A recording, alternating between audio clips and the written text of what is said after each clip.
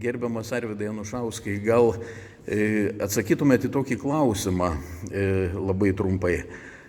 Kaip jūs vertintumėt šiauliečių iniciatyvą pakeisti Kosto Korsako gatvės pavadinimą į partizano Viktoro Šniolio Vytvyčio pavadinimą?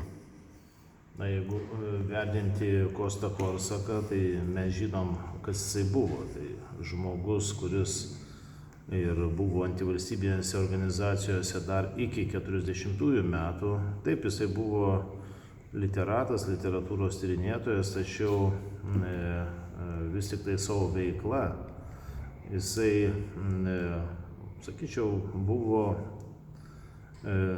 okupacinės valdžios įrankis, kadangi užėmė ir įvairias funkcionieriškas pareigas ir, tiesą sakant, jo ta literatūrinė veikla vis dėlto nenusveria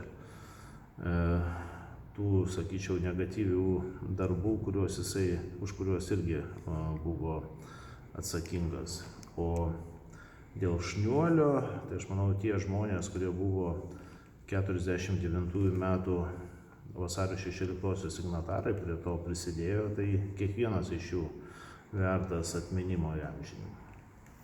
Dėkojam.